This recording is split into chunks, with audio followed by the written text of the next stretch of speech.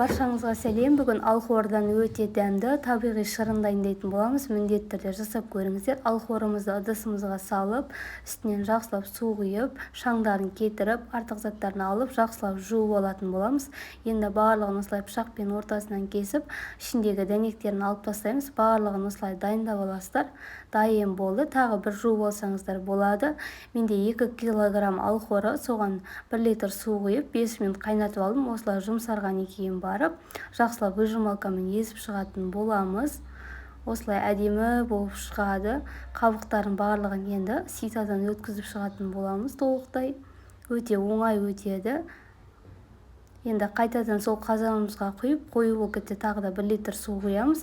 Яғни 2 литр алхорға 2 литр су құйдым. Дәміне қарай 400 граммдай құмшекер салдым. Жақсылап араластырып, бір қайнатып, енді жауатын боламыз. Банкамыз бен қақпағымызда жақсылап парлап алып